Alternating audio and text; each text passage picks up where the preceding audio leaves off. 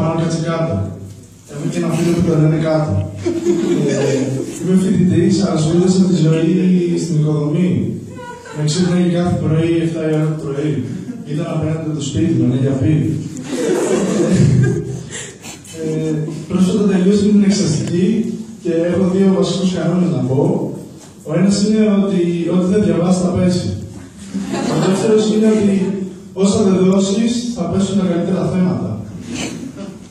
Ναι, αυτοί οι κανόνες είναι βασικά για όσους θέλουν να ασχοληθούν επαγγελματικά με τη σχολή.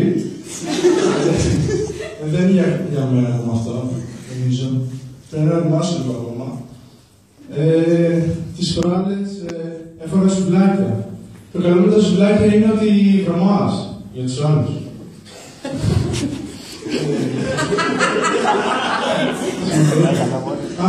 Τις προάλλες σκεφτόμουν τη λέξη, από τι αποτελείται η λέξη τσιφιόγκος. Είναι δύσκολη λέξη, μην γελάτε, είναι συνθετική. Αποτελείται από τα συνθετικά τσίτσι, που μάλλον βγαίνει από τη λέξη τσιτσίδι, νομίζω, και από τη λέξη φιόγκος, που σημαίνει κόμπος. Δηλαδή, όταν βρεις τον άλλο και λες είστε τσιφιόγκος, είναι σαν να λες είσαι γυμνός κόμπος.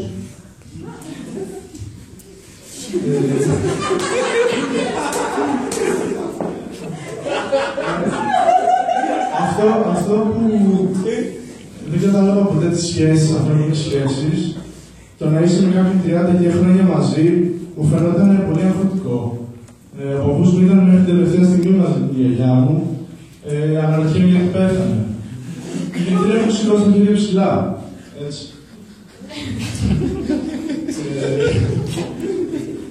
Δεν έχω και μόνο ένα πρόβλημα με εμείς.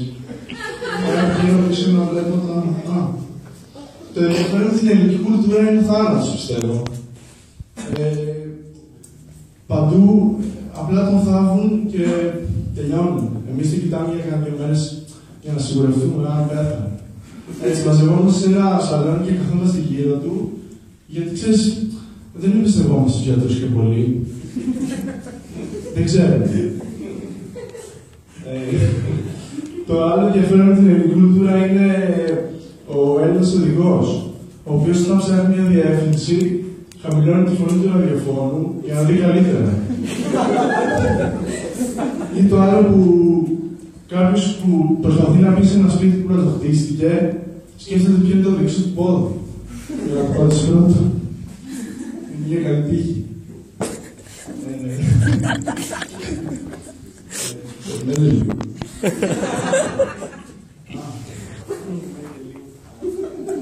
Αυτό που δεν μπορώ να καταλάβω είναι ερωτήσεις που σου κάνουν πολλές φορές στις σχέσεις, όταν έχεις σχέσεις και θεωρούν ότι είναι προφανείς ερωτήσεις. Για παράδειγμα, μου λέει τις προάλλες η κοπέλα μου. Είναι κοπέλα. Όχι, χωρίς πλάκα, μου λέει. Γιατί δεν βγάλουμε το φίδι από την τρύπα. Γιατί δεν αναφέρουμε και ζώα στην παρτούζα. Συγγνώμη, δεν το ξέχασα. Ή το άλλο που σου λέει, ας πούμε, πάνω στο σεξ, σου λέει, μου λέει, ας πούμε. Πες μου κάτι βρώμικο.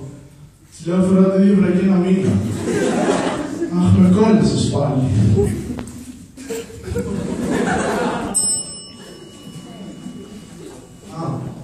Πολλές φορές σκέφτομαι γιατί δεν λέω ωραία αστεία.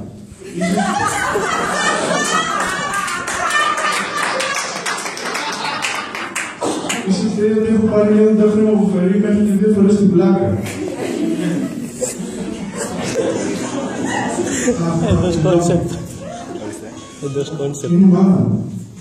Ναι. Έρωμα. Έχω βγει έξω. Είμαι για stand-up. Stand-up, μάνα. Ναι, αυτό που σηκώνεσαι και μιλάς σε ανθρώπους και κάνεις αστεία. Ναι. Έχω φάει, ναι. Τα φώτα έφερα.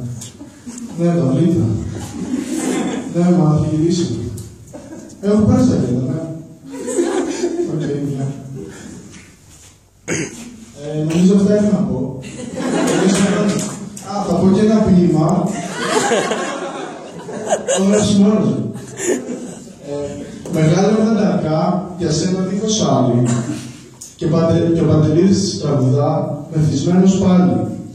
του κόλπου τα μηνιάτικα και της συμμετός ο Μόσχος, στου Άδη Σεργιανά για να την πάρει ο Νόχος. Ευχαριστώ πολύ!